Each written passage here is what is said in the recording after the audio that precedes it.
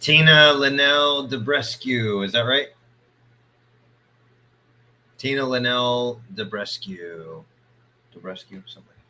Tina, hey, what's up, Tina, and all you other beautiful people who are tree lovers, I assume. Welcome to Ask an Arborist live stream. We are here answering your questions live on the air. We've got this fun little Ask an Arborist group we started, about 10 months ago, Lucas. By the way, Lucas is here. He's my silent partner, but he's always loyal and always faithful to be here and help keep me organized while we answer your awesome questions. Obviously, trees are very important to us silly humans. Turns out we actually need trees more than y'all realize, not just for the air we breathe, not just for the homes we build, but for our betterment of our human psychology, for the food we eat. There are so many good, beneficial things that trees do for us. In fact, on a municipal level, this is just like cities. We're actually considering trees as infrastructure because they provide various benefits to each and every community that they grow in. So they're actually so very important for us.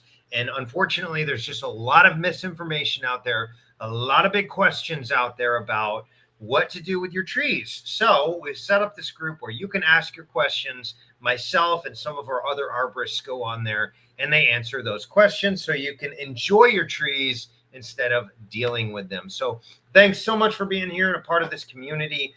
We've got some great questions tonight. You know, we talked about it last time, but we're doing things a little bit different. We started working from both the top and the bottom, and we're trying to meet in the middle and get all of your questions answered. We got a little overwhelmed because y'all are just awesome and just growing this community so stinking fast. In fact, it was, I just looked at a post. It was less than 2 months ago. We were talking about we are almost hitting that 1,000-person mark. And here we are sitting today. If you haven't noticed, we're well over 3,000, to be honest, y'all. If we're counting all of the visitors and all of the guests and all of the people commenting and being a part of this community, we are well over 3,000 people. Right now, we're sitting at 2,948. And if you notice here, down, we've got almost 700 visitors, y'all. So I am just humbled and grateful for all of you being here and a part of this community. And hopefully we're building something really cool where we all help each other out and help just really determine the future is what we're doing here. Because, like, I don't know, somebody said wisdom is planting a tree that you'll never enjoy the fruits of. And I don't want to say that is the definition of wisdom, but that there sure is some wisdom to planting a tree that you'll never enjoy the fruits of, because it makes the world a better place. Quite frankly, cancer patients recover faster and more frequently when they have a window with a true tree view.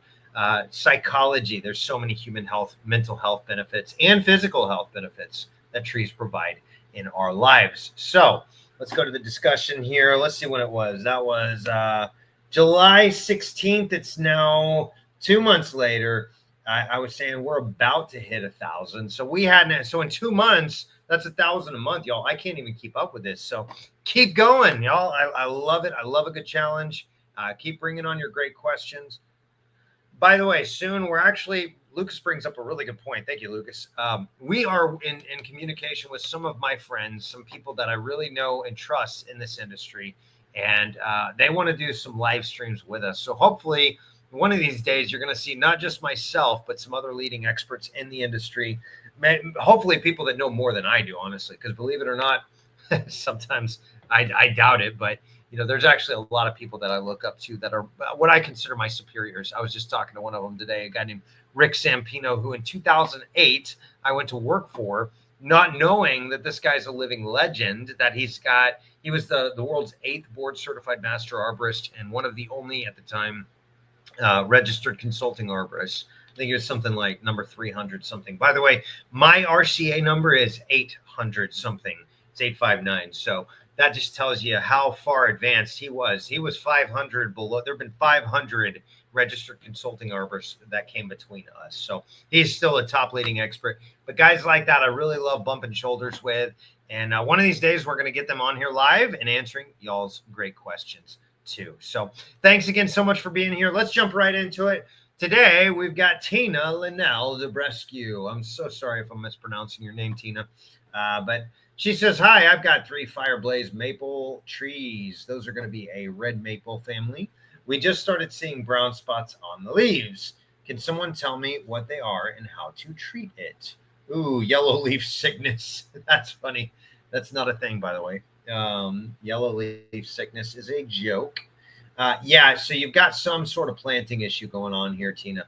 I don't know what it is, but these look like newly planted trees, and they should not be yellow yet. What is it? September 6th. They really should not be turning that color yet. I think you got some toxic situation going on here. I don't know, honestly. Yeah. Well, and that could just be the grass drying out from the heat. I'm not sure. Lucas is saying, yeah, you got some issues with the grass dying back. That could, excuse me, unaliving back. Thank you, almighty face webs. And that's a good point. These are things we look at. We always want to look at the surrounding environment, what's going on, not just with your trees and your plants, but what's going on around that, because that can often give us clues. Unfortunately, trees don't talk, despite popular belief. If somebody tells you they're sentient and that they talk, well, they're wrong, and they just don't understand biology, and they don't understand physiology of trees. We've all maybe you've heard of the wood wide web. That's a very real thing, but those trees are communicating. That is very true, but not in the sense that we're talking right now. They communicate very differently electrochemically. They send signals to each other saying, hey, warning, danger, Will Robinson, if you're a nerd like me. And they send out these little warning signals via chemicals, and that stimulates responses in other trees. So they are living biotic creatures, but they don't talk. They're not going to be like, oh, don't hurt me when you bring a chainsaw to cut them down, because they're just trees, but they absolutely have some very big benefits, and they do communicate. That is absolutely true. So he's absolutely right. We look at the surrounding trees, we look at the surrounding grasses and the soil and the overall environment. And that's a good point. You've got a lot of dry here. I'm wondering if maybe the maple is experiencing some of that dry, or if it's experiencing some sort of chemical toxicity. Obviously, a newly planted tree, 9 times out of 10, Tina, it's going to be water. It's going to be too much water. It's going to be too little water, or it's going to be just the right amount of water or some variation thereof. That is not able to move. That's not able to drain. So let me give you a couple of different videos we've got here. By the way, for those of you that don't know, we are on YouTube. We've got a fun little channel here where we teach some cool things about the trees that you love and live under. And so I'm going to post this here for you, Tina. This is just a little video that I put out there. But realistically, what you're probably dealing with is a poor planting job. And let me go ahead and break it down for you. So whenever you plant a tree, and this is, believe it or not, there are indeed standards for how to plant a tree properly and how to do it wrong. Actually, we don't have standards for how to do it wrong, just for how to do it right. Whenever most trees are planted, so you got this little tree here, and you got a branch up here or whatever, whatever. I don't know. Most trees come from the nursery and they come in a pot like this. And what's happening here is the root flares are going to be buried, and the pot's going to be some sort of root bound. Sometimes they're okay. It doesn't matter really. What we're looking for is the actual planting hole. So one of the actual anti-A300 standards is when a tree is planted, it has to be 2 to 3 times the diameter of the actual planting container. So if it's ball and burlap, or if it's container grown, whatever, if it's a 12-inch tree, you go 3 feet across the whole thing. So you want 36 inches total. You want 12 inches on either side. That's going to be really, really important, because that's going to help your roots get established and start breaking into the new ground before they get to that hard packed clay at the edge there. So it's very important. You want to leave the bottom completely untampered with. Go as far and wide as you want to, honestly, as long as you're 2 to 3 times or more. But here's the other thing, Tina. And I don't see any root flares on yours. I can't really see the base of it. But what I do see is a bunch of grass overgrowing. And so I'm going to take a wild guess and say that realistically, your root flares are probably buried. And I see this so often. What you have to do, you have to actually come in and physically remove this sturge. So let's say this is the area that it was planted in. What you have to do is remove all of that soil around there and go no more than about a 30-degree angle, but find where those first roots are. You'll see them, I promise. They may look kind of weird because they've been buried and been dry or oversaturated for too long, but they're there, I promise. And what you want to find is you want to excavate that soil out. Even if you have to leave like a little bit of a bowl there, that's going to be so much better for your tree and allow those roots to breathe. That is such a critical part of the tree that most people don't even realize. And yes, that is a part of the ANSI A300 standards planting. Let me prove it to you. Hold on one second. And I know, Lucas, we're falling behind. We got to move it along, but I love opening up these standards and saying, hey, here's why we do what we do. Let's see, planting. Tina, this is fun. I enjoy this part. Here we go. All right. So we had another person come on here and they were like, hey, the nursery's like, we leave the basket. We leave the wire basket that's around it and all that. But one of the, installation, circling, girdling, or kinked roots should be pruned or redirected away from the trunk. That's what's going to happen when those root flares are buried. The roots will come up for air. They'll wrap around the trunk and start girdling the root, which is a fancy way of saying strangulating. So don't do that. Here's another thing. I don't know if you can see that. 10.5.92. Excess soil or other material over the root flares shall. That's not should. That's shall. That means it must be removed. The base of the root flare shall be at or slightly above the final grade. So I don't know. I could be wrong, but what I'm seeing, because I'm not seeing, and by the way, y'all, the more pictures, the merrier. What I'm seeing here is there's nothing done at the base. So I think you've got a poorly planted tree, Tina. And if you want to get on a digital arborist consultation, I'm happy to help guide you along. But that video is going to give you a pretty good idea too about what to do and how to do it, and those are going to be really important. Oh, what's up, Christine? Thanks so much for your input there. So she actually posted the same video that I'm posting here. So that's what it is. That's what we're looking at, y'all. So that's the exact problem. I can't see the base of it. I really wish I could, Tina, but that's going to be a good start. Check out the planting style. If you put it in, you know what happened. If your landscaper put it in, have that conversation with them. And if you want, I'm happy to hop on a call with you as well. So we're moving on a job in the cedars covered in poison ivy. Customer wants the ivy removed, but it's so consumed with poison ivy, it's impossible to remove it all. Not impossible, by the way, Justin. Nothing's impossible. Asking for help. Should we remove the tree or try to remove the ivy? You can remove the ivy, dude. So first and foremost, if you cut those vines at the very base of it, then the rest of it's going to unalive. Plain and simple. Oh, thank God. I just saw. Oh my goodness, y'all. I don't know if you noticed. I'm like sweating, like a something in like a bad person in church. It's hot in here. My AC is having problems. It can't. This is like the furthest away from the AC unit. And it's just nasty in my office. I do turn the AC on. The AC's been running all day. It's been running all day. This is why we can't have nice things, y'all. You guys don't know how to install brand new AC systems. It's a brand new house. There's no excuse for this. When you buy a brand new car, do you expect it to run or do you expect to have problems? And if you do have problems, do you expect the dealership to take care of it?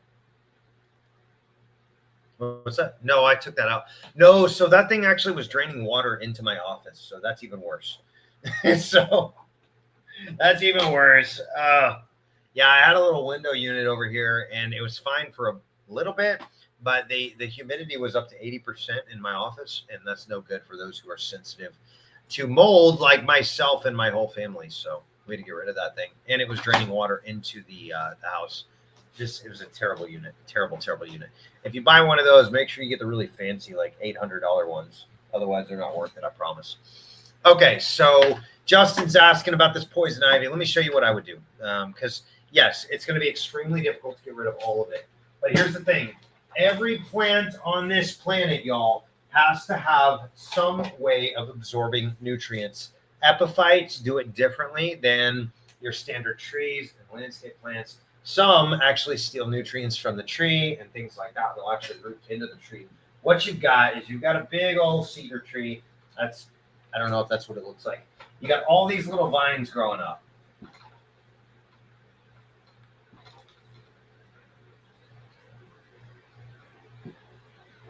Oh, these stupid little vines. Nobody likes them. They're poison ivy. They make you itch. And believe me, the struggle is real, Justin. I understand because I have, on average, I've gotten poison ivy once every quarter of every year historically. I did the math one year and found that I get poison ivy 4 to 5 times per year.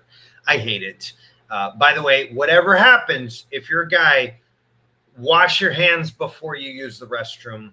That's all I'm going to say. All right. So Justin's got these trees. They got poison ivy all over them. That sucks. It's for a client. Obviously, you're getting paid for it. By the way, you need to charge hazard pay. You need to charge hazard pay. It's plain and simple. There's no way getting around it. You know what? I'm going to caveat this. So you can get rid of that poison ivy. You really can. You can keep the tree, you can preserve it. But one thing I want to notice, I want you to notice, right above there, you got power lines right above that. Power lines right above that. So that's a conversation you're going to have with the client. Is it worth it? That's the conversation. Is it worth it?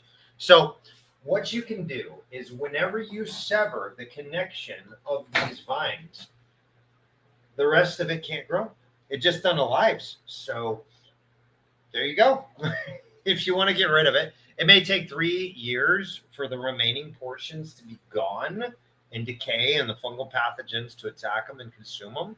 But there you go. If you want to get rid of it, sever the tie to the roots and the problem is solved. All of that stuff up there will unalive. And realistically, you can find somebody, because I believe it's like 35% of the population is not allergic to poison ivy.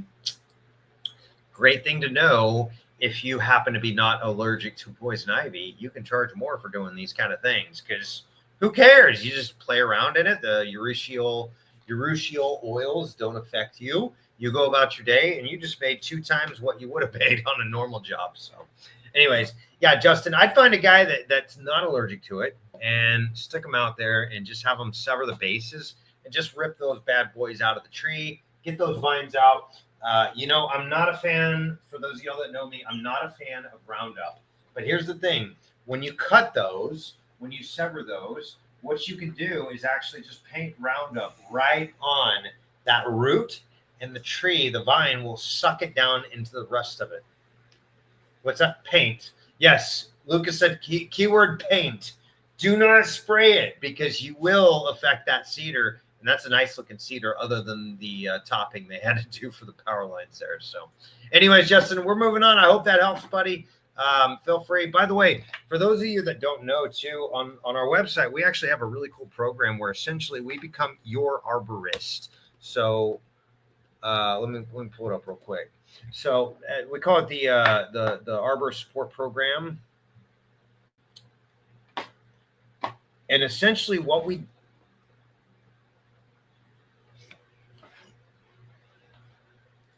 Yeah, so I'm gonna go ahead and link you this, Justin, because this may be a good option for you, depending on what you do for a living. If you're like me, I like working with municipalities because when the whatever hits the fan and when things go south, they still collect taxes from everybody and they still have a budget. So what we do is essentially offer our services, myself and a handful of other arborists, and we become your arborist. That gives you priority scheduling, direct communication, 20% off of all reports, or up to 30% of all reports and services like that. And then, of course, templates and things like that you can use for your communication. But what this does, this essentially means that you have an arborist kind of on staff. We're not. We're contractually on staff. But what you can do is you can take that to your municipality, And you could say, hey, municipality, I want to partake in tree contracts. And what they're going to tell you most of the time is you need to have a certified arborist on staff. So what this does is it opens up a whole new world of contracts and opportunities that you might have missed in the past. Now you've got people on your side that know what they're talking about, and we can help you get the right answers you need. And you could say, hey, we got an arborist on staff, so we're good to go.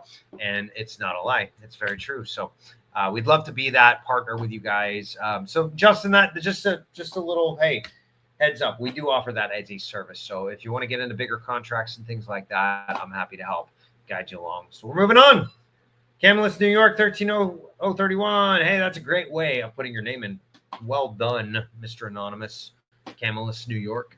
Camillus, I don't know. Could you please tell me what this is on my oak tree and identify the type of oak, please? Thank you. That is a white oak. Oh, that's a beautiful white oak, too. Oh, man, I love white oaks. White oak is one of my favorite trees. Bur oak is my favorite tree, but it's in the white oak family. All right, so you've got some critters that are chewing on it. You've got some insects, typically chalcid wasps, that are laying their egg inside of the tree, or eggs, I should say, with an S. Those are called gall. Let's do a little fun thing here. This is like my favorite video that I ever made, ever.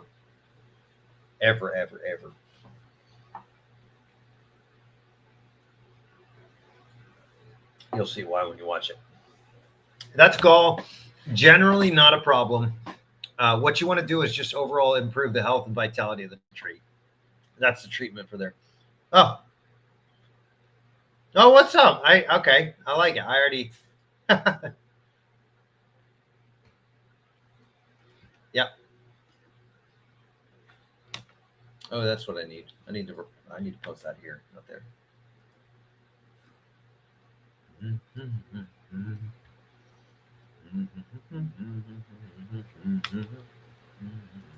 Yeah, Lucas, tell me when I've already answered these.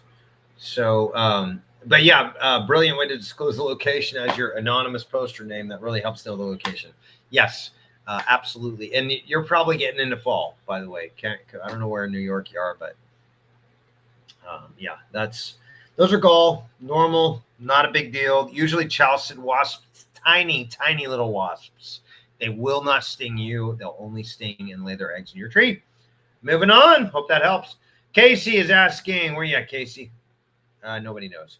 Any idea what's happening to my tree? It's an autumn blaze maple. It looks like it's blazing up right now.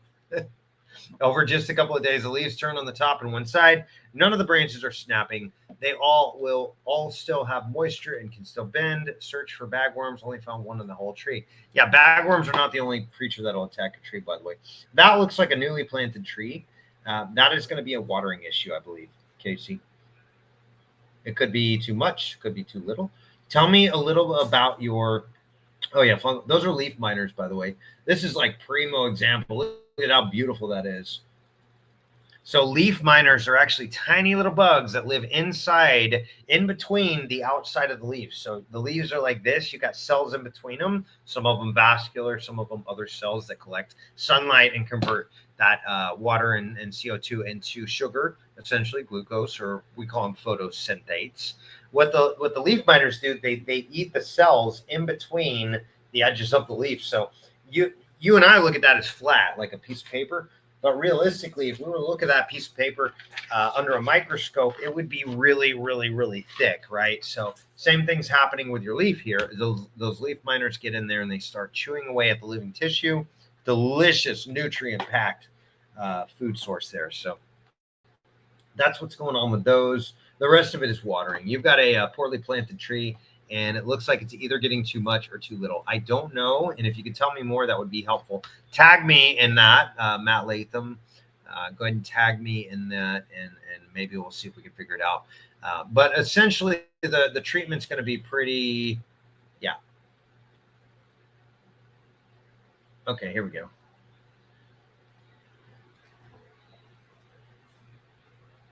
Yeah, leaf miner. So, by the way, Richard Heathfly is a Heathfly. I don't know. I'm sorry, Richard. He's a great arborist. He is a ASCA registered consulting arborist. We have good conversations, and Richard contributes so much on the ASCA website. ASCA, by the way, ASCA-consultants.org. ASCA is the American Society of Consulting Arborists. If you think certified arborists are cool, these guys put them to shame. They really do. Everybody in there is like an arborist on steroids. You really have to know what you're doing, even to become a member of the American Society of Consulting Arborists. This is the kind of stuff we deal with: tree and plant appraisal, webinars. We teach and we learn and stuff like that. But one of my favorite things about this is there is a forum where all the big boys go on there and we chit chat about all the really, really minuscule details shaping the future of tree consulting. And that's what we do. We help people with their trees. So Richard's a member of that. And man, Richard, we're just glad to have you here. That is some solid advice, by the way.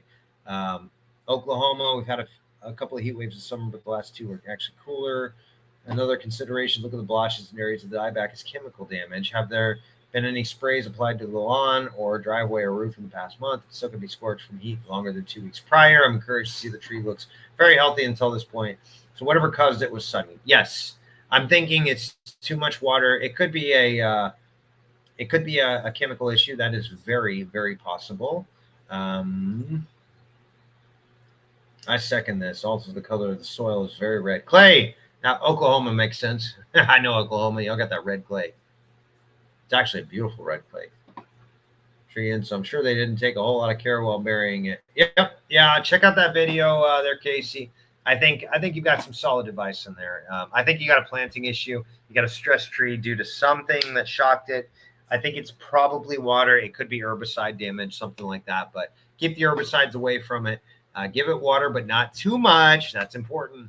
And let me know if I can help further.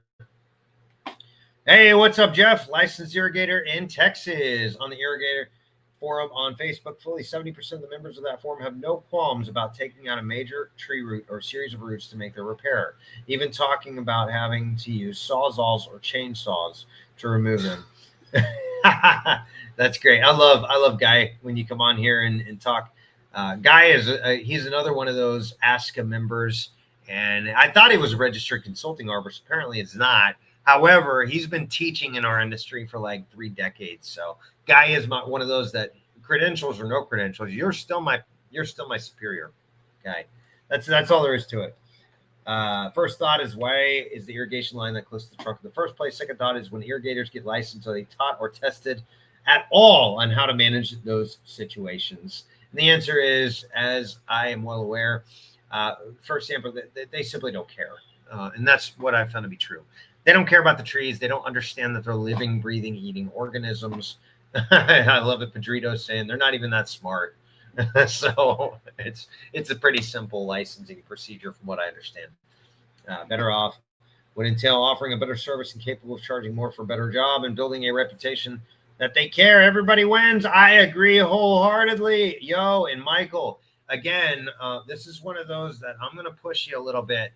If you need a good, solid arborist, I would love to be your guy.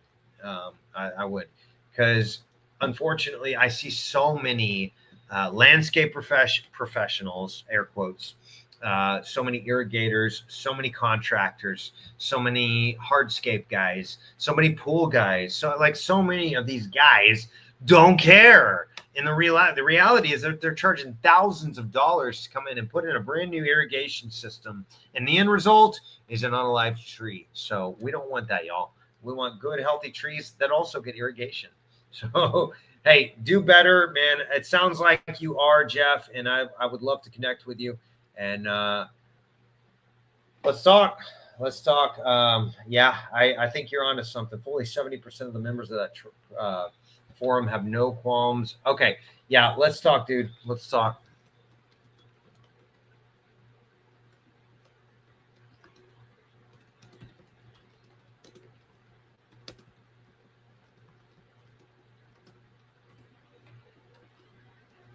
That's because I'm not talking.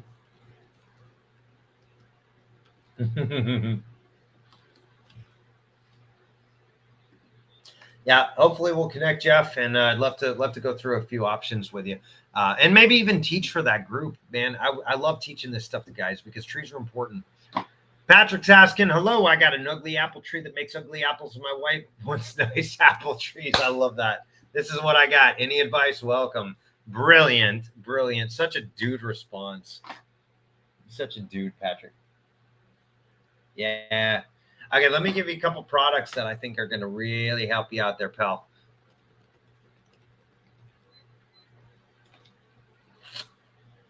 Nah, he's got to open that up a little bit. Yeah, Lucas brings up a really good point. You've got some issues with the root flares being buried. That is a big problem. Not too bad on what I'm seeing here, but it is definitely on this side. So I'm going to give you this one, and then let's see. This mistake can DEI your tree. That's how you pronounce unalive, right? If you know, you know.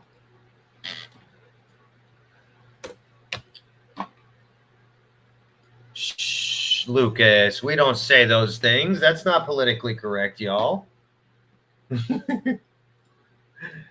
This mistake can DEI your tree. That's how you spell unalive. I just know it. Okay, this is going to be amazing stuff for you.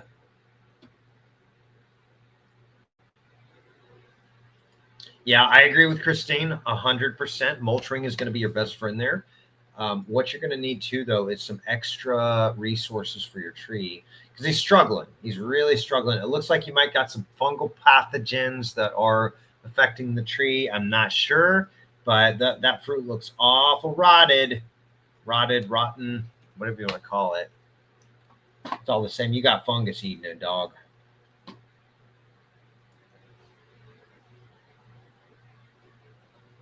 I gotta put that bloom up there too. Maximum Blooms. That's the name of it. That's a really good one for fruit trees too. But check out that. What's that? Lucas being silly.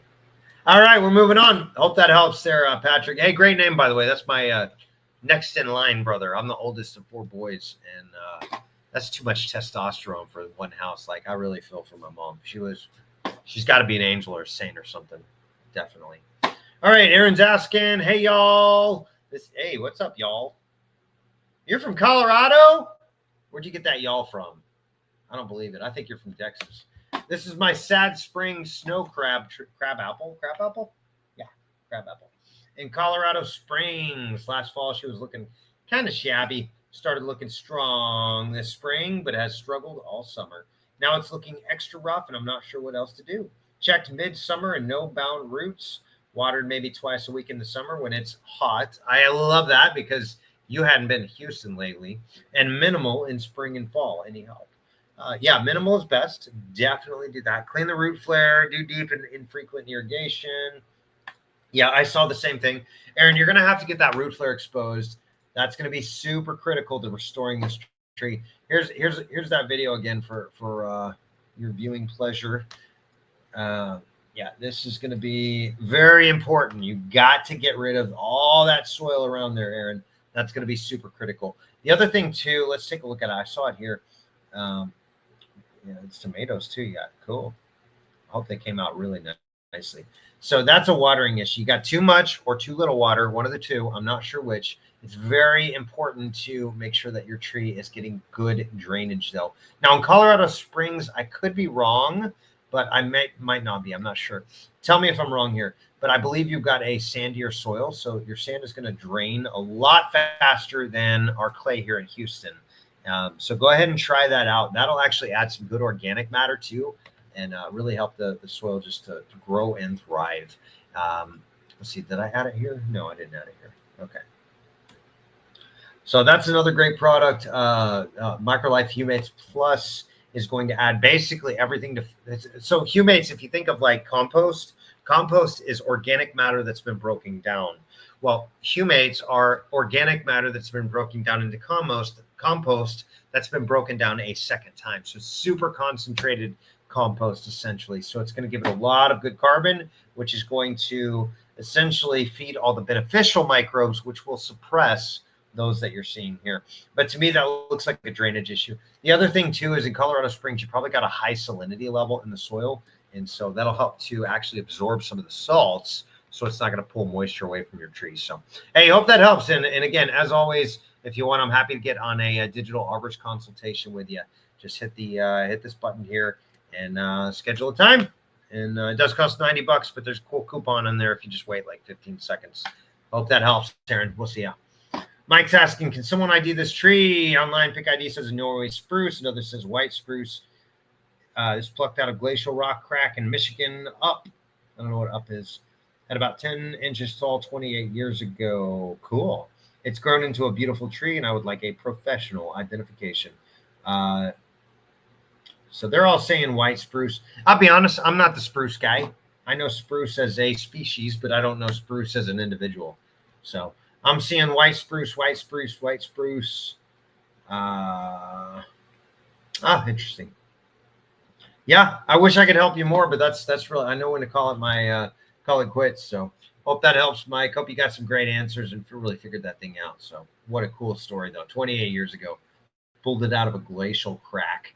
I love it. Well done. All right. What's up, Colette? Hi again. Yes, I remember talking to you. We're seeing more of the beautiful hedges start to unalive, and some branches have since green stuff. Any thought? That is lichen. Now, if you live in a very poorly, lichen is fine, but if you see it in an area where you've got very poor air quality, then that could be a problem. Let me see, Virginia, I think. Yeah, Alexandria. I don't know what your air quality is there.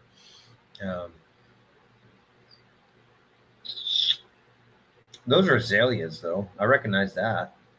That looks like Phytophthora. Yo, Colette, were you the one that hired, I think it was True Green or one of those guys, the big box chemical companies? If you are, this is probably directly and or indirectly related to those issues we talked about in the last one. The main thing, you've got to soak up all of those poisons. So use some of this. This is Microlife Humate Plus. Use some of the, what is it? This one. Ocean Harvest is going to give your trees and plants the resources they need. And I'm even going to go as far as to say get some soil and plant energy. That is going to be really crucial to add the molasses. But you can actually bypass the soil and plant energy, and you can just get your own molasses. But make sure it's a high quality one. Make sure it's like a cooking molasses, or it says blackstrap or something like that. Those are going to have the resources that your trees need. But yeah, I think same thing as we were talking about before. Hold on, we got to figure this out. What were you talking about, Colette? What were you talking about? Oh yeah, that's okay. Yeah. In fact, I would even go so far as to say that those box companies that you hired might actually be liable and responsible for the damages that were done on your property. By the way, we do expert witness type work, and that's one of those that we can probably go in there and find the resources. But honestly, it's always best if you can avoid lawsuits. If you can avoid it, that's far better. I promise. I've seen some things, and it's never fun. It's never worth it. So yeah, try those things out if you can. Use that for like the next year to 3 years, and I promise you're going to see like a snowball effect. First year, you'll see a little change. Everything will do a little bit better. Second year, you're going to see some drastic changes. The next year, you're going to have the best yard in the neighborhood, and you're just not even going to water ever again. So hope that helps, Colette. And we're moving on. Trish is asking, hello, we're building a house and have a large 24-inch diameter white oak. That is a big tree. We wanted to have a concrete pad poured for the garage, but we don't want to damage the tree. This pad would come just under the drip line. Would this damage the tree? Any suggestions, warnings are appreciated. There are two trees that we are concerned about. They are 60 feet apart. Pad would be poured near them where the green line is. Okay, I see that.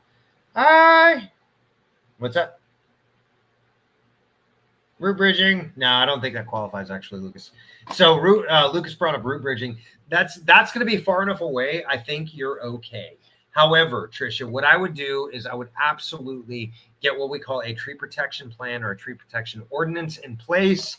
This is going to be absolutely critical to make sure that the guys that are doing the work don't come in there and destroy your trees, because they will. I promise. They don't know trees, and they don't care to know trees. What they care about is finishing the job very quickly so that they can get paid all their hundreds of thousands of dollars.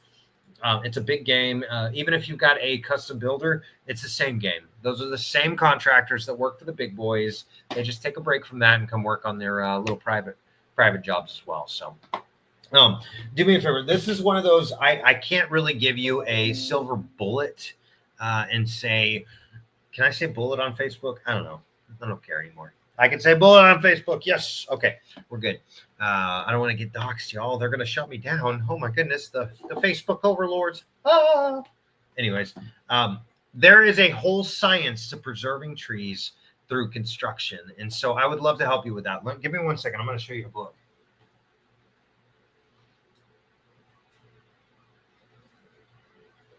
Dun, dun, dun.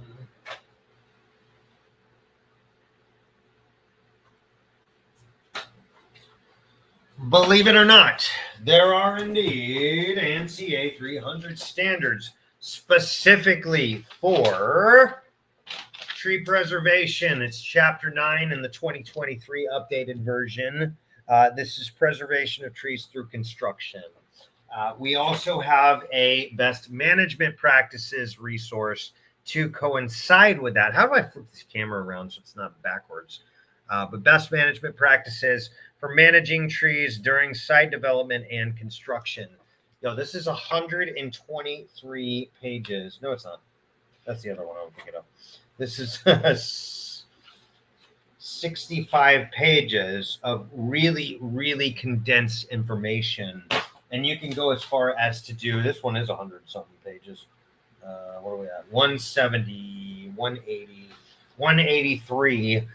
This is Trees in Development, a technical guide to preservation of trees during land development. There's a whole science. I wish I could answer your question in one fell swoop, but realistically, what we're going to do is we're going to have to figure out exactly what's going on and set up what we call tree protection zones. Those are things you can do, by the way, not hard. You can even hire companies to do it for you, but you got to know how to do it. So this is one of those that I'm not tooting my own horn. I'm not just trying to beg for business and work, but that's one of those. We're going to have to set up a tree protection plan and a tree protection zone for those trees. And we're going to have to do some things to give the trees a little extra resources before construction and make sure that they are good to go. So I hope that helps. I'm sorry I can't be a better resource for you, but that's just a weighted question. There's trees and construction. It's a messy, messy subject. But if you do it right, trees are going to thrive, especially those white oaks. Oh, check it out. Here, I'll give you here's a little freebie. This is a chart basically of which trees do best through construction. So let me look up white oak. Quercus alba. There's 3 different studies listed. One of them shows that white oaks are intolerant of root loss in saturated soil. Another one shows it's got moderate root loss tolerance. And another one shows it's a common survivor of construction activity, moderate tolerance to fill soil, response constrained by soil aeration and water availability. I would agree with the latter of those. Is I see a lot of white oaks and post oaks and bur oaks, and they're all in the same family. We see a lot of Mexican white oaks are common around here in Houston. And if they've got good aeration, they tend to do very well. If they've got compacted soil, where all your 10,000 contractors are there stomping around on the ground and pressing all that soil down, they're going to tend to struggle. So call me, Trisha. Let's talk trees and see if we can keep those bad boys alive. They look gorgeous. I love white oaks. They're just so majestic. All right, we're moving on. Hello, hoping someone had dealt with this and can help with the first step of diagnosis and treatment. Hold on 1 second. I'm parched. We had a long, hot drought in Charlotte, followed by 2 weeks of daily rain. That's messy. I hate that, don't you? All trees have been very healthy the past few years, but the 2 at the end start turning yellow-brown on the top. I inspected but didn't see anything. I'm no expert here. Had no idea what to look for. Hey, that's why you're coming to us, right? I just sprayed with Bio-Advanced Insect and Mite Control anyways as a first step to see if that helps. Believe it or not, it can actually harm it. Anything else I should do to help them survive and thrive? Whoa, that's not good. That looks 100% abiotic. I could be wrong, though. Yeah. The guesses here are all over the map because people are looking at their phones, which is not enough information. Please don't throw any chemicals around until you know what the heck is going on. Yeah, I think so too. I think that's dangerous. I think fungus. Yeah, not abiotic. I meant biotic. 100% biotic. Because here's the thing: when one of the ways you tell it's biotic is by whether or not it's consistent. If you see like a whole tree do the same thing, then that's going to be generally abiotic. So if the whole tree gets stressed and every branch is affected, that's going to be abiotic, meaning non-living creature, not fungus, not pests, etc. What I'm seeing is something totally different here. This is a different story where you've got something attacked this one and then jumped to this one. And so I think you do. I think you've got some sort of fungus. Excuse me. To me, it looks fungal. I think Michael's probably right. You're going to have to get in touch with your county extension office. I think guys on the right idea here. And so here's a blog I put together that you can go to and see. Essentially, just find your state's agriculture extension and give them a call. They're humans. And guys, right, put your tax dollars to work. They're there for a reason. They're paid by your tax dollars. And most of them are awesome humans that I've met. And they love helping somebody who's genuinely curious and wants to do the right thing here. But I can't tell you for sure. But definitely some kind of fungus, I believe, is going on there. And it's starting to spread. So you gotta start acting quickly. Hope that helps. Tanith. I'm going to assume Tanith. Can someone please tell me what's happening to my tree? We're in upstate New York. The tree is still full and leafy, but the trunk is not looking healthy at all. Is there anything I can do to save it? It is original to the house, which was in 1870. For those mathematicians out there, that's a 150-year-old tree. That's crazy cool. I would really hate to lose it. Thank you. Here's the thing. If you're going to keep that tree, you've got to do some serious things to make sure it does not fall on your house. Whenever we're looking at a deciduous tree, we typically look at the tension side to see what's the tension side doing. The tension wood holds on a deciduous tree about 85% of the strength, and that is an average. It does vary by species, of course. Yeah, the big thing here, whenever we're looking at structural integrity problems, we're looking at not only what's the likelihood of it failing, but what are the consequences. And if a tree falls in a forest, who cares? Let it fall. Let it fall. That's future tree food.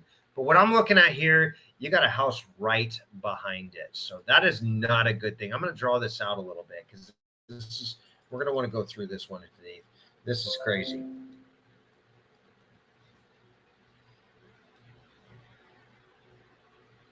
Yeah, that's wild. This is a house buster.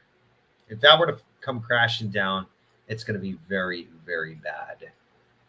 And I think you've got a high likelihood of it coming down. So I hate to be the bearer of bad news. Let me draw this out. Okay. So you got a tree. Hey, look, we can just use our old tree from earlier. We've got a tree here. You got a house here. Oh, yunner. Worst house ever drawn. And you've got this big bad boy that's 150 years old. And all of that tissue on the opposite side of the lean, this is where the problem comes in. All of that tissue on the opposite side is very compromised right now.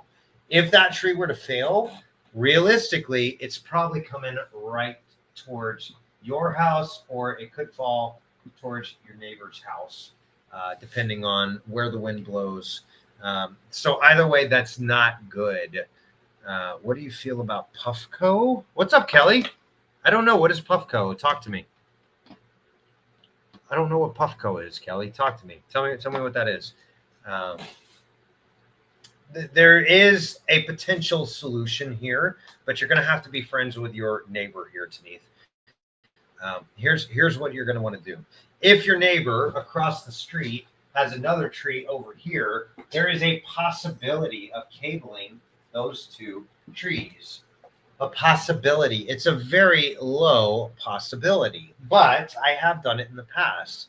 What you want to do is make sure they're similar species, and you've got to get permission from them, because realistically, if yours actually does go, then you're going to have some big problems with theirs possibly pulling out and falling over as well.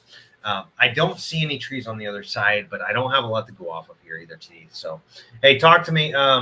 Yeah, it's possible. I love playing games. Not that, I mean, honestly, that's why we have good insurance, is because sometimes we'll say, look, this is grandma planted this tree or whatever. And we can't lose it. So what we're willing to do is maybe take a look at it and come up with some creative structural solutions. But I don't know. That's a risky one. I'm not really sure if I would consider it, honestly. If it were mine, I might even consider removing it. That's a big problem. Proximity to the road and the road salts in the winter. Yeah, that's very possible, Jim. Jim's got a good point there. Road salts in the winter, upstate New York. Absolutely. It happens. And one thing you can do is this Humates Plus is wonderful at desalinizing the soil. So that is one option. Maybe not the best option. It's certainly not going to do anything to bolster the tree structurally, but it might help to combat the effects of stress from this road salts. I think maybe he's onto something, Jim. Or maybe you're onto something, Jim. I think you've got some issues there. So, hey, like I said, I'd love to get on a Zoom chat with you and maybe we'll talk you through this, maybe help make the right decision. But what you need is a tree risk assessment from somebody qualified to do so. I'm a board certified master arborist, wherever that is. So I think I'm qualified to do so. I've got the all the standards and all that too. So yeah, if you want to play games, I'm happy to help. Otherwise, that's a threat. So I'm sorry to say it. Sorry to be the bearer of bad news, but you got a lot going on there, Tanith. All right, we're moving on. Steven's asking, what kind of vine is this? I don't have a freaking clue. Somebody says parasitic vine. That's great, Irvin, Mr. Nolan. Yeah, I don't know. Sorry, it's an arborist group, not a vine group. Sorry, Steven. Nothing personal. I wouldn't even link that one, Lucas. All right. So, what's that, Luke? Yeah, I wouldn't even tag it. Yeah, I mean, we don't do vines. We don't know. And that could be 100 different vines that I can think of just right off of hand. It's a parasitic vine. That's fair. Maybe epiphytic. We don't know. But either way, it's not good for your tree. Get rid of it. All right. Laura's asking. We just finished building.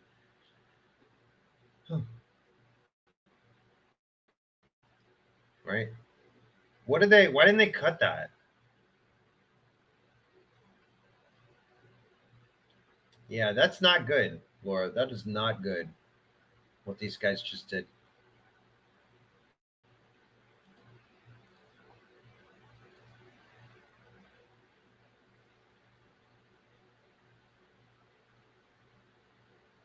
That's stupid. Whatever these guys were thinking, I don't know.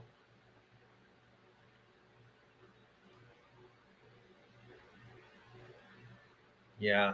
This would have been one of those we needed to look at before construction because now we're after construction.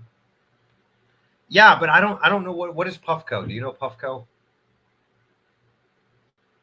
What's Puffco?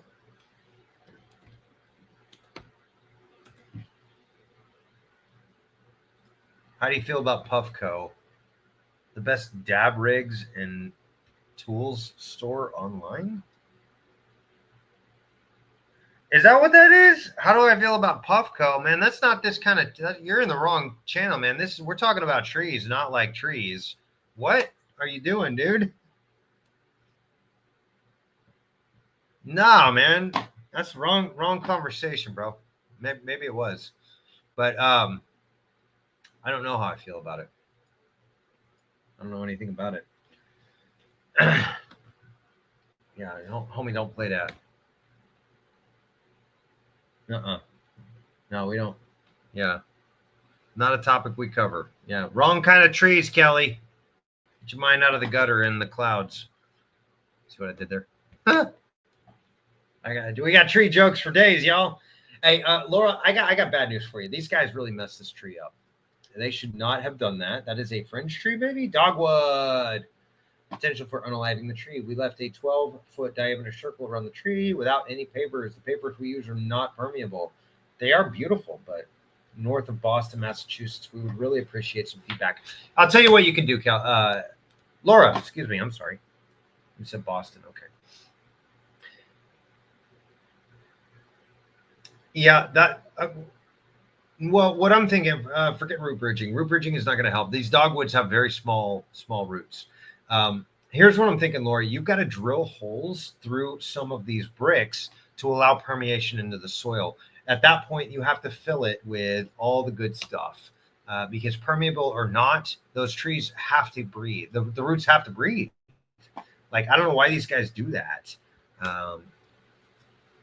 Yeah, that's not good. We're gonna have to get on a digital arborist consultation or something, because these guys mess those up. We're gonna have to come up with some creative solutions to just get it right. My goodness, why do people do that, y'all? Why do y'all do that, guys? Contractors, why do you do stupid things like unalive trees? It's so rude.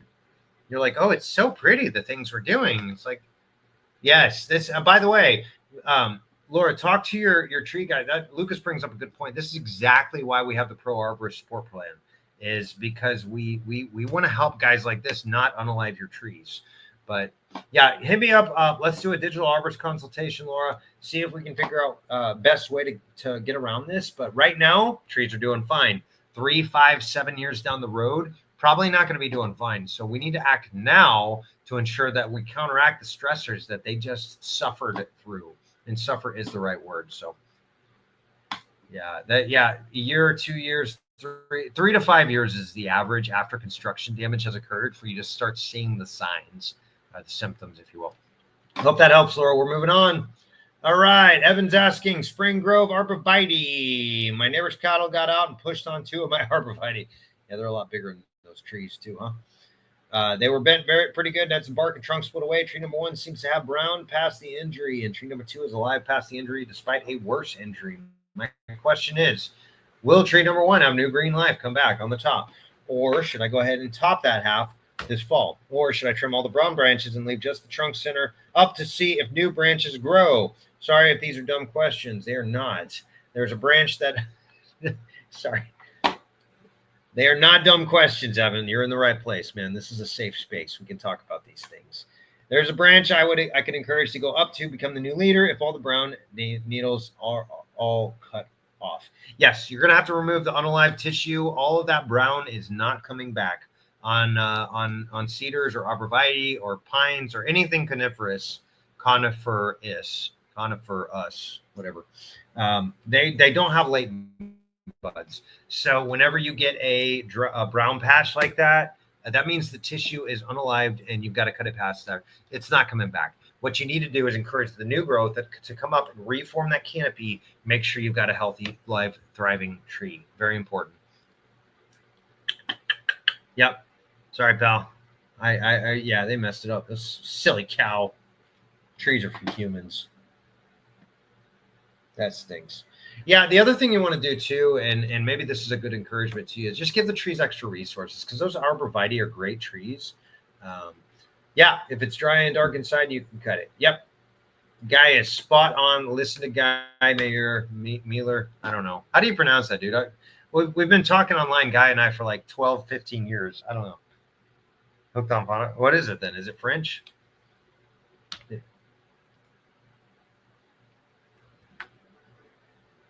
Yeah, but you remember back in spelling bee class or whatever. Did you do spelling bee class in elementary school? He failed every time. I'm asking the wrong guy. Never mind. I was actually Jessica Liu. She was a little Asian girl, and she just destroyed me.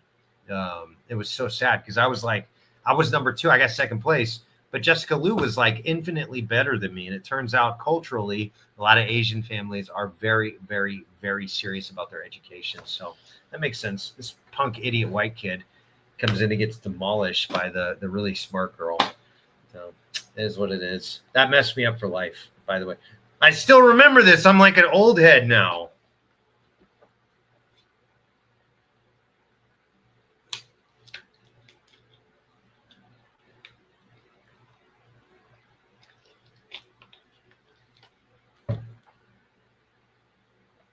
What? We got a tree ninja up in this house, y'all. Luke is telling me that we got one at the very top. Let's see if I can find it.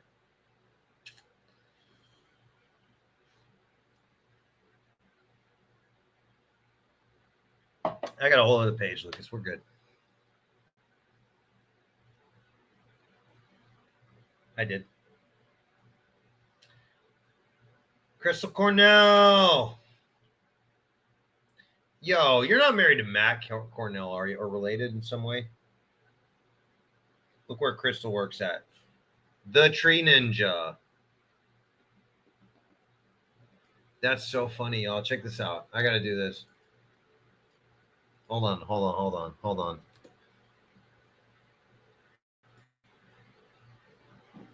The Tree Ninja. Is that a shirtless man? Looks like a shirt.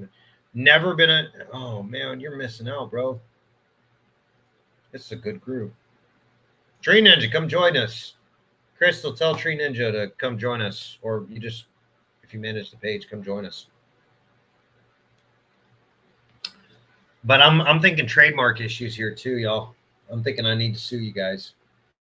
Let me show you why.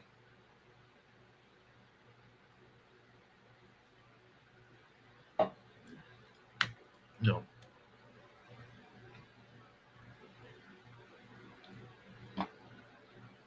That's why.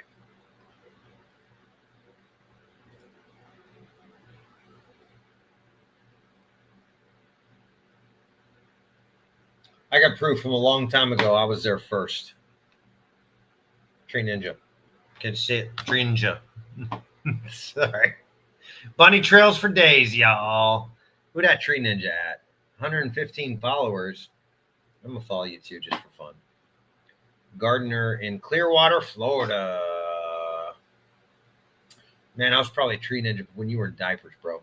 Maybe not. I might be wrong.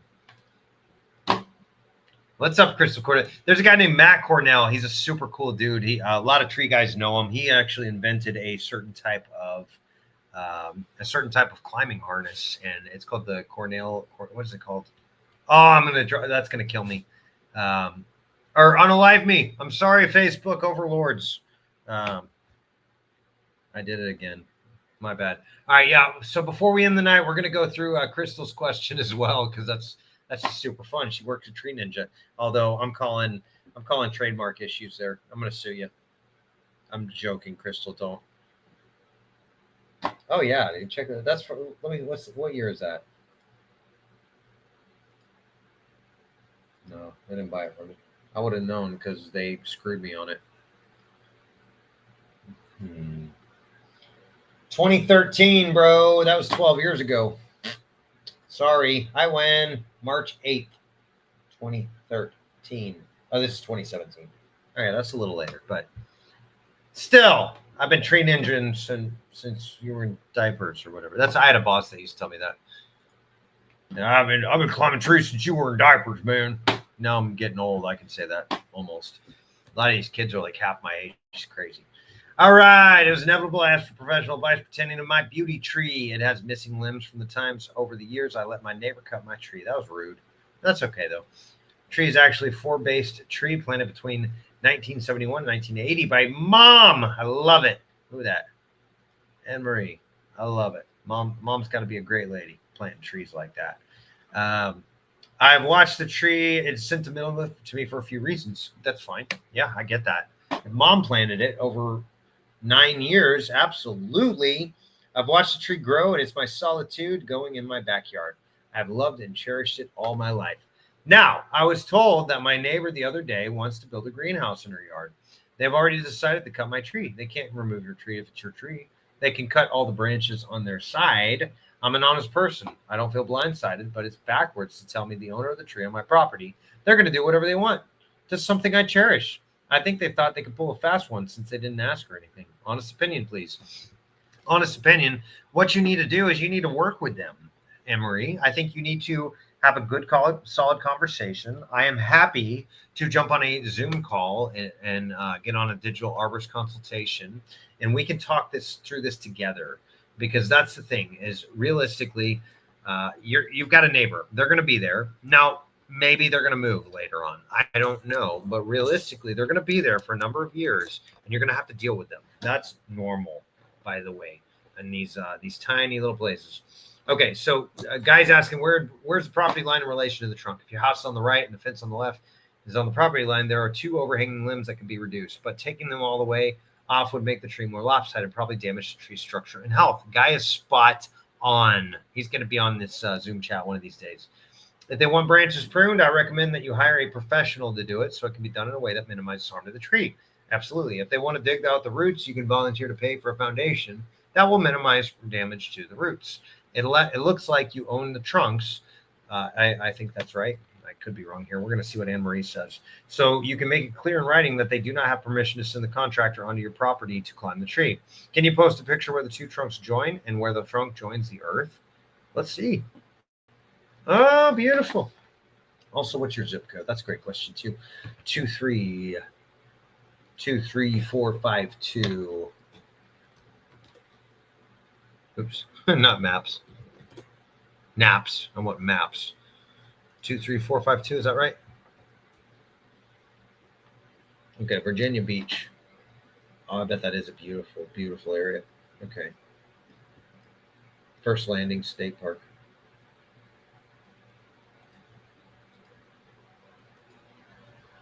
Yeah, it's still pretty far. Guy Mealer.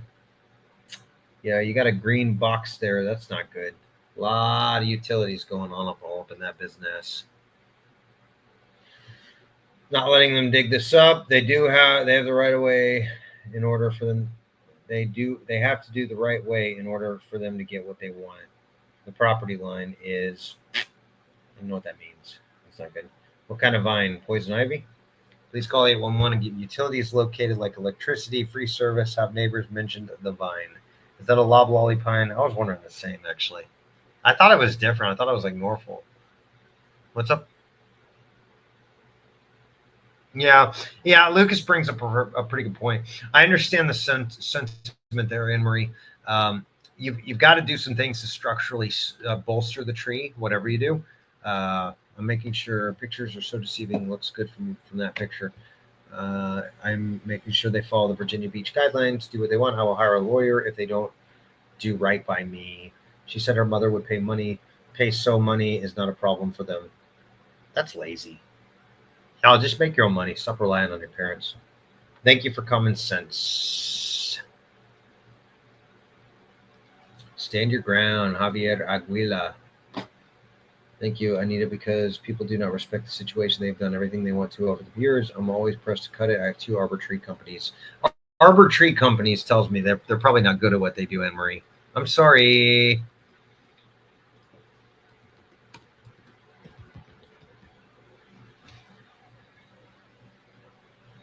Why does it do this?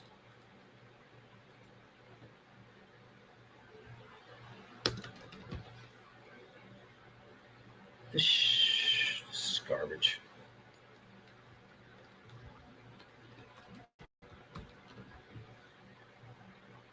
Anne Marie Ryan. The one person whose post I'm replying to is not the one available. This is crazy. Facebook, you suck. I know I'm playing in your turf, but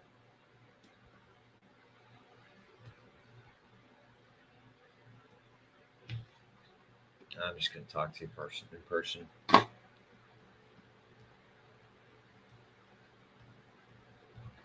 I have 2 arbor tree companies.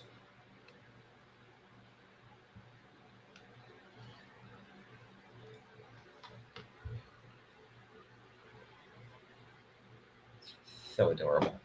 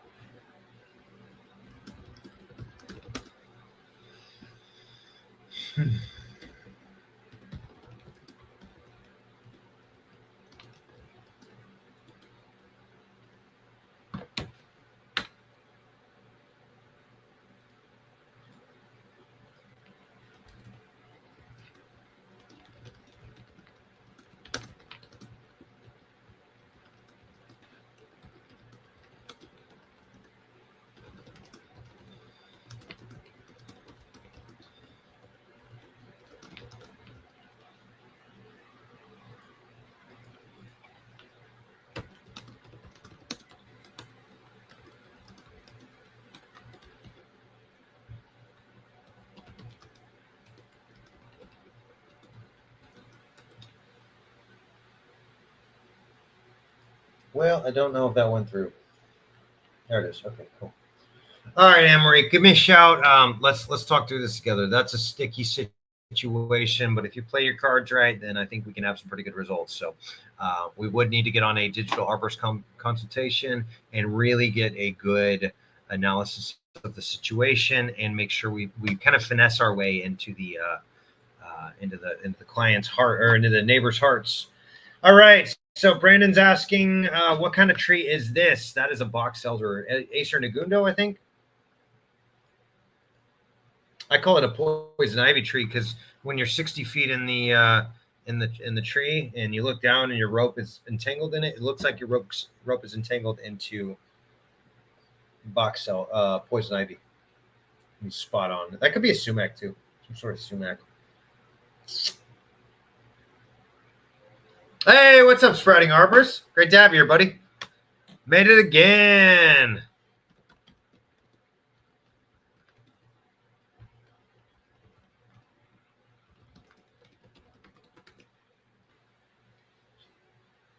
Yeah, box elder. Yeah, I think it's a box elder.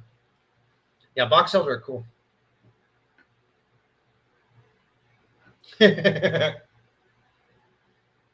And it's understandable. I love this, what Mike's saying. Hey, check this out. This is funny. Box elder, y'all guessing poison sumac have been broken by your previous interactions with sumac, and you now believe everything you can't identify looks like sumac, and it's understandable. Yeah, it's like, bro, I totally get that. Acer Negundo, box elder. I think it's box elder. I could be wrong, but to me, it looks like a box elder. It's very possible. The red stems are the only thing that tells me, and maybe it's a sumac. But I'm not even fully believing poison sumac. I'm just thinking regular old sumac. I could be wrong. So, yep, it's not an ID site, but hey, hopefully that helps. All right. All right. So we've already talked. Yeah, we're moving on. Alex, we talked about. Yeah, we'll do a quick overview. Okay, that's okay. I love, by the way, I love when people come to me with these questions because what I'm seeing here is somebody, Alex, I assume that's you, has been doing a little bit of root collar excavation or root flare excavation. I love it, dude. Way to go. That is exactly what we want to see. We want to see you homeowners and you tree owners, you tree managers, be proactive about your tree care. Touch a tree, y'all. It's very good. It's good for the soul. Guy actually says that all the time. Says touch a tree. And I love that because it's, it's like, what's that old saying? The saying that they're saying now is like, go touch grass or whatever. It's like, I get that. There was a book written, I don't know, probably in the late 90s, early 2000s, called The Last Child in the Woods. And they talked about basically they coined the term nature deficit disorder. And so I think, like, unfortunately, societally, we really have that problem. We have a scenario where we all live in these congregating these big cities, and we hardly ever get outside. We hardly ever touch grass. So it's actually really good for the soul on many levels: psychological, physiological, biological. Trees and grass even have many, many, many benefits to us. By the way, there's bacteria in the soil, in every soil on the planet, that will actually increase serotonin production levels. So that's pretty cool, y'all, to know that gardening or just going and playing in the dirt is literal therapy. Y'all get outside more. So he was asking, hey, should this be exposed? Yes. Yeah, go ahead and cut that. That was a root that had wrapped around the trunk at planting, and you're good to go, Alex. So whenever you see stuff like that wrapping around the tree, what you want is you want all your roots to spread outwards. So what I'm looking for anytime I look for newly planted trees is I'm looking to get, as quickly as possible, I'm looking to get all of those roots growing towards the outside. So think of it like a hub and spokes. Here's your tree. This is looking from the bird's eye view down. Here's all your roots are growing away from the trunk. When you get them start to wrap around the trunk, we call that girdling. So what will happen is the roots will start growing in diameter. That's funny. Yeah, I'll tell you my stories about that. Sprouting arborist. That's awesome. Okay, so as the root grows in diameter and as the trunk grows in diameter, they will compress against one another, and it'll literally cut off the circulation, just like putting on a tourniquet or wearing a bad pair of shoes or whatever. So it's not good. Alex, you're on the right track, man. Keep that up. Yes, go ahead and remove those little roots there. You're good to go. Let's get to sprouting arborist. So you were saying I got to climb a rope today. Got a good rope burn. I've actually been there 1,000 times or more. Good upper body and footwork and strength training. So y'all know, I some of y'all know, I used to do Ninja Warrior. It's been a long time, y'all. Don't get me lying. I'm way out of practice, but in Ninja Warrior, I used to train with some guys. Kirsten Williams is a name you might recognize. He did really, really well. Got, I think, 7th place overall in the U.S. We used to train with him. I actually beat him at the rope climbing event, but I cheated. In all fairness, I used my tree ninja skills to footlock up the rope. And anyways, I beat him. There was also a guy in there that was from the Amazing Spider-Man series. He was the stunt double for Amazing Spider-Man, and he used to do all the images where he's like zooming through the air and stuff, like in these crazy poses or whatever. Is like, that was this guy, and this guy was nuts. He sat there and he just walked up the rope with his arms, and same thing. I foot locked up there and actually wound up beating him. So somebody says it's not about resources, it's about resourcefulness, and I love that. So this is just some of the training and stuff we used to do.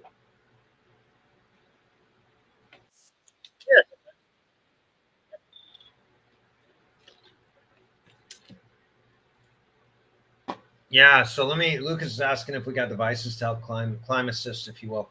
Let me try to find one of these videos. I used to do a lot of radio. We still do it a little bit. There we go. This is fun. It's fun. Just walking up the rope, y'all. That's Austin, one of my little proteges back in the day.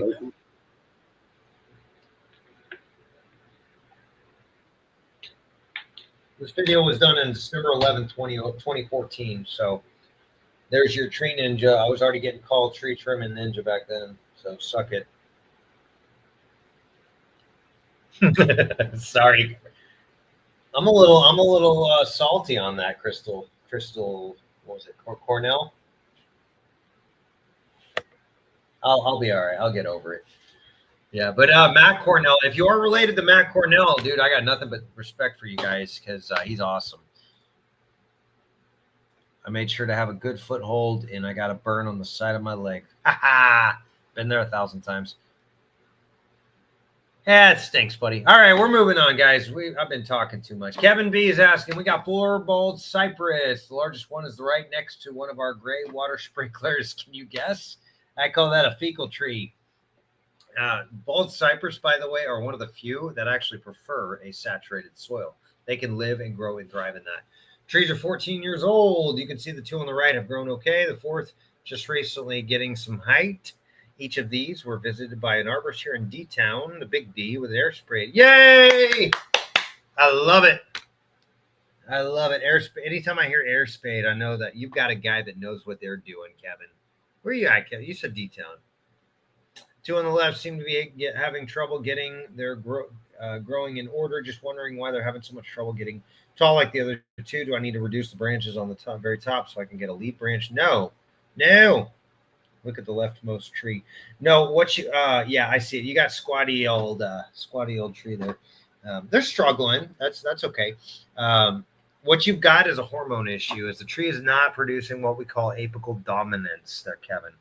Essentially, the growth is easier to get in these lower limbs, and so what's happening is the tree just forgets about those upper limbs, and it just pushes all the growth into the lowers. The other thing is really interesting to me. It looks like you've almost got like that at the bottom of the hill. You also got a robot lawnmower. That's pretty cool. Yeah, you've got apical competition right there. So yes, I would actually reduce just this one, Kevin.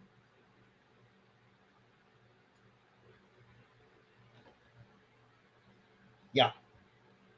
Yeah, I agree. I'm going to agree with Michael here. Stark contrast. Bald cypress have strong apical dominance. They want to grow in that pyramid shape. Genetically, they want to grow in that pyramidal shape. Pyramidal. They want to grow like a pyramid. How's that? Such amazingly tough trees. I looked at a lot in northwest Tennessee and southwest Kentucky following the terrible Christmas tornado a few years ago at F4, I think. Yeah, we had an F5. Uh, Girdling roots was what I was thinking. I'm wondering, Kevin, what is restricting nutrient flow to the top of that tree? What I would do is on this one tree on the very left, reduce that one little limb growing off to the far left. That's going to be important, but it's really not a huge issue. For the most part, you definitely, I agree with Michael. I think you want to leave them alone. Once you get whatever is restricting that apical dominance to grow, it's going to blow up, man, because it's been storing up all those roots. It's been storing up all those branches and all that energy. You got a nice fat base to that tree. And I think once you get whatever's restricting it to be unrestricted, I think it's going to blow the frig up. I love it. The guys in the space suits. That's an air spade joke. Air spading is really fun the first time. After that, it's just messy. It's just so messy. Oh my goodness, so terrible. So he's asking fancy tools to inspect the soil away from the trunk. What do they do to improve the clay soil? Do they go down deeper than 8 inches? Oftentimes the soil problems are deeper than 8 inches. I agree.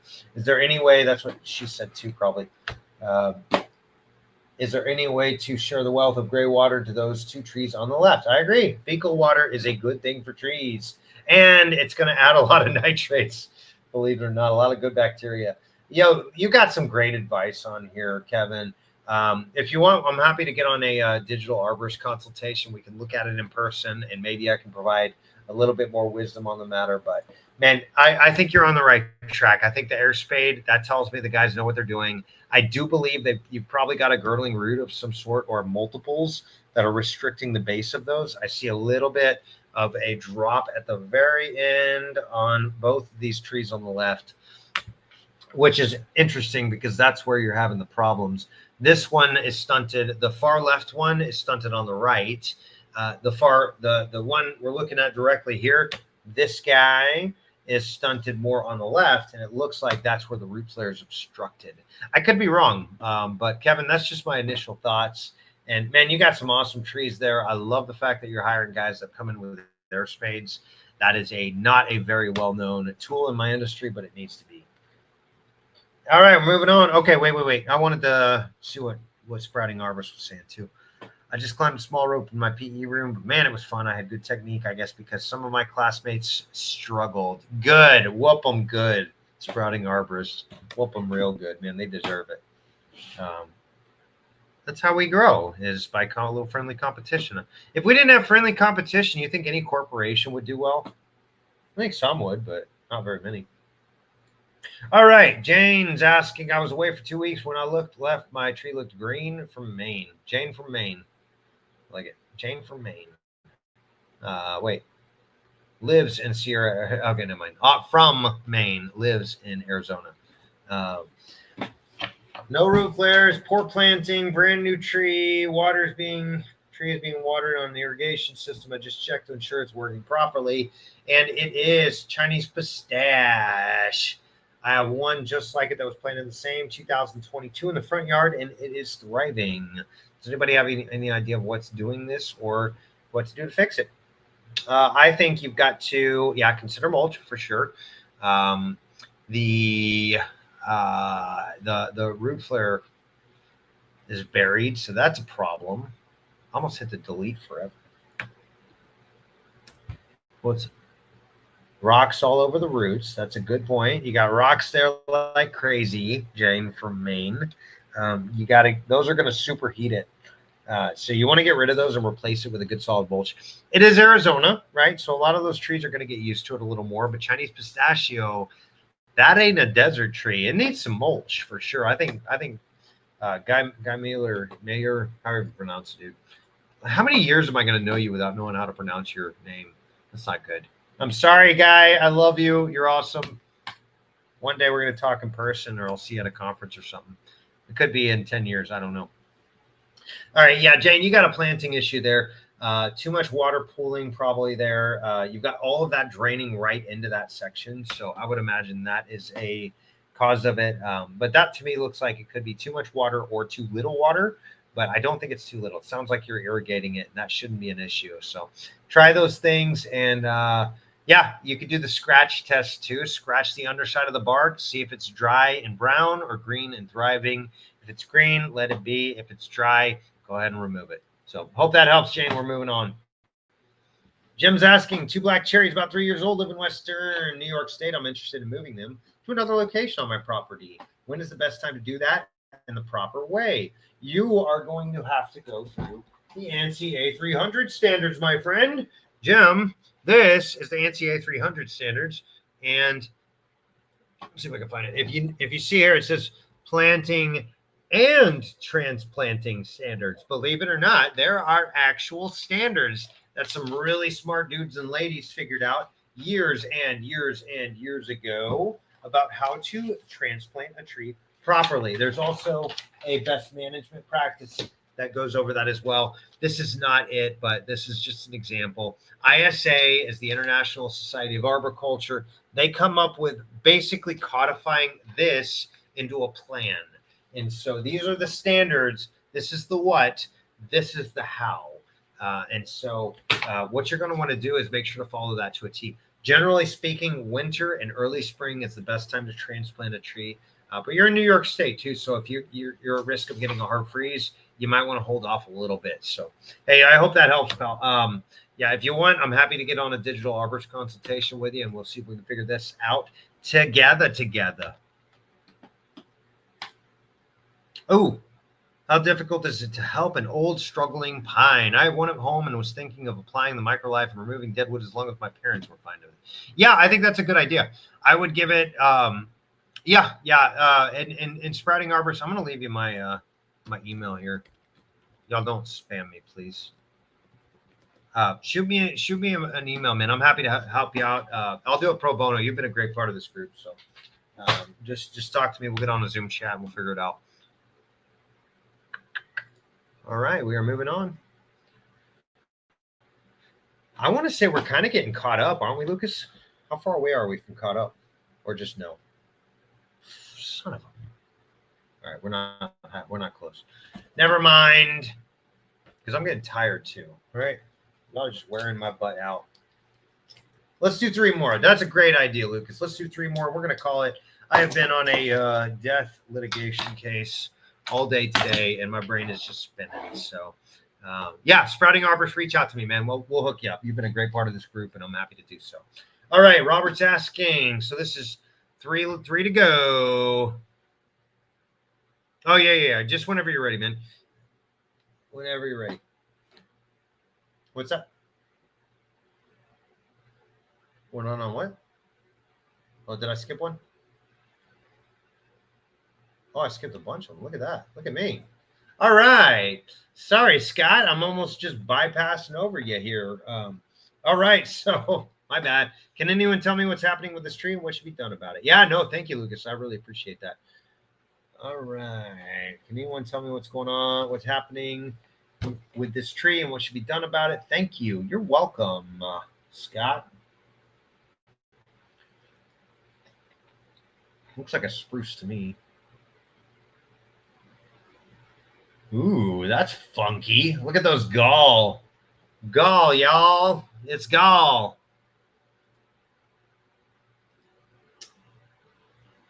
Just before I start speaking too much.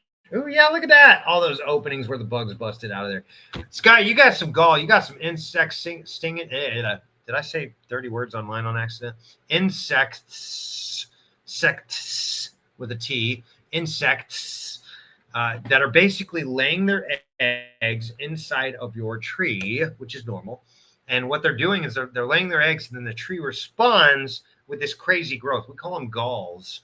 And just check out that video. It's pretty fun.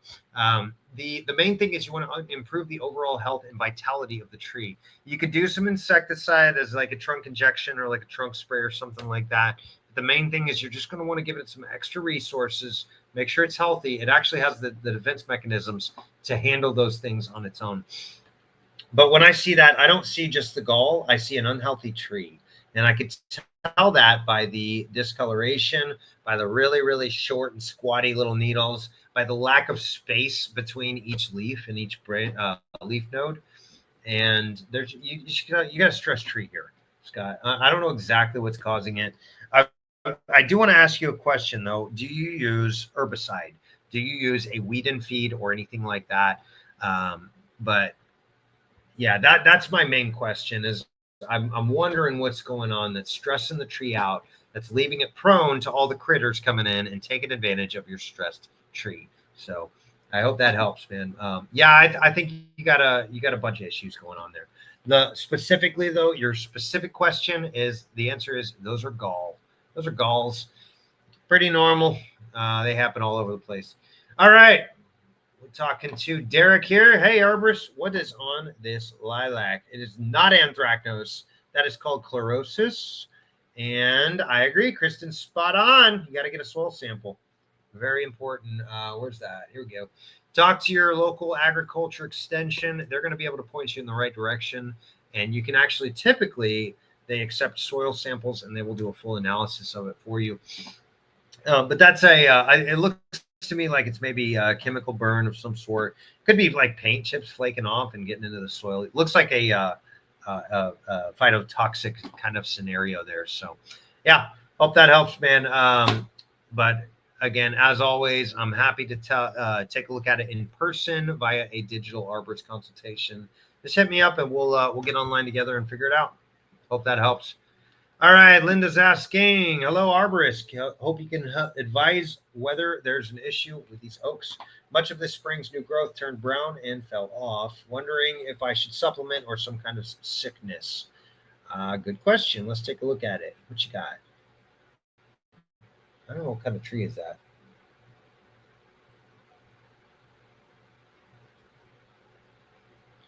Root flares are buried. That's true. You got a chlorosis issue and a little unalive back or dieback. Can I say dieback or does that have dye in it?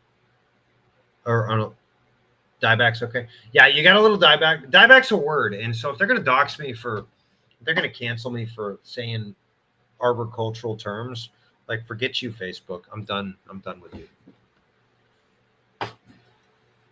Any recent work on the ditch? Yeah, to me, that looks like an herbicide issue.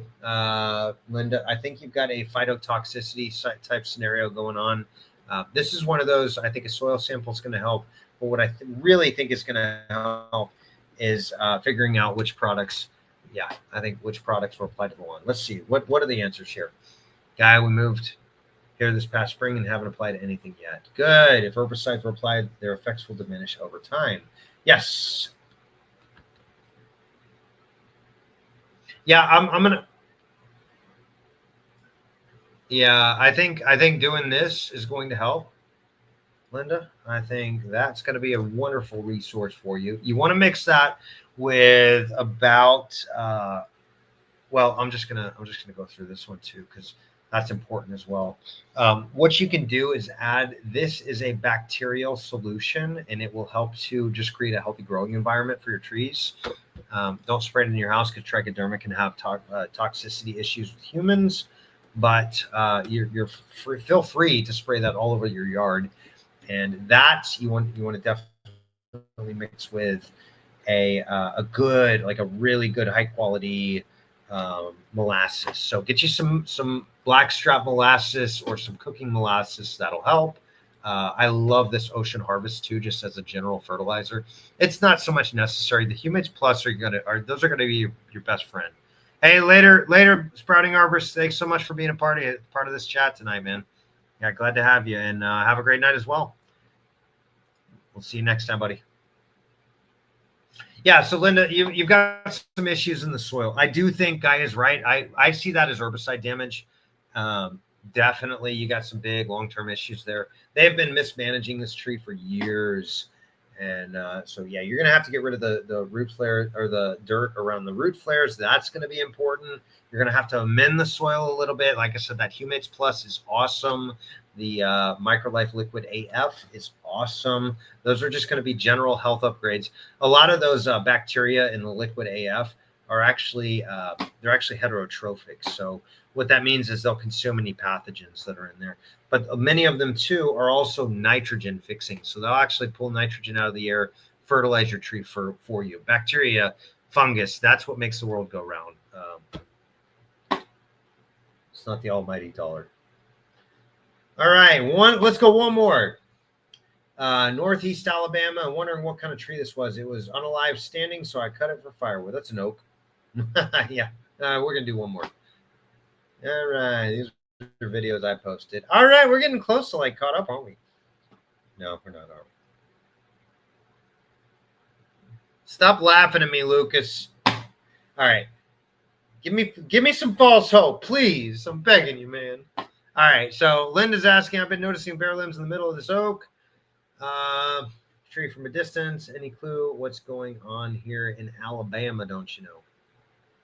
That's a joke. Holy cow, you got 46 comments on here. It's like a culvert or something next to the tree. Likely response to the construction work and looks like addition. I think you're assuming a lot there, Robert. Oh, I commented on that's right.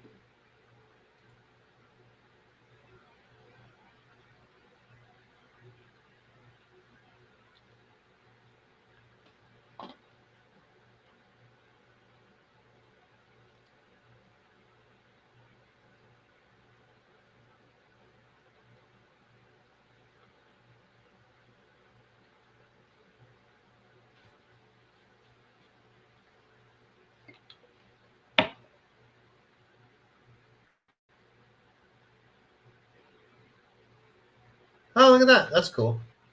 Just hover over it. Oh, that's right. This one, I forgot we had a full conversation. Were there any actual arborists in this group? And everything would be a professional sounding answer to the question about trees.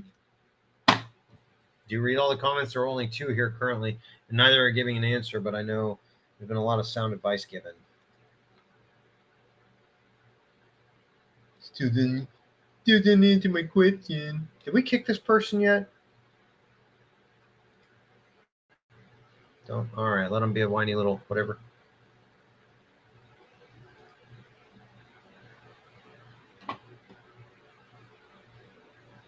And I lost it. So we're going to call it a night, you guys. Thanks so much for being here. All of you who have been here. Yeah, I just love being a part of this group and having y'all and your great answers. In answer to Corey's question, yeah, we got arborists here. We got some of the best in the world. Richard, Lindsay, Guy, Kristen Hammond. All these people are top-notch professionals that you should know and trust. And they're great arborists, and we're really glad to have them part of this group. I, too, am a board-certified master arborist and registered consulting arborist, so I like to think I know, or at least pretend I know what I'm doing. But, hey, thank you all so much for your great questions. Again, if you have further questions, y'all, we do have a website where we do telemedicine for trees. We do this all day, every day, all over the world, and we consult and essentially help you answer the questions you have about your trees and get a really good game plan together. We also offer a ongoing, consistent paid service for professionals, people who manage trees or people who deal with trees on a regular basis. We even do a couple for people that we have that just have large pieces of property that occasionally want to spend a good solid 30 minutes talking to a good arborist. So we offer these things for all different types of professionals and private entities. And like I said, we love helping people answer the great questions you all have about your trees, because quite frankly, trees are the answer. No, that's not true. Jesus is the answer. Trees are an excellent, excellent, excellent sub-answer. Not even close to our Lord and Savior, but they're very beneficial for humans and they're very good for us. And we need more trees. And so y'all take care of the assets you got. They're very, very good for you in so many ways. And again, just thanks so much for being a part of this group. We'll see you guys next Tuesday. Well, have a great evening. Bye, guys. Bye.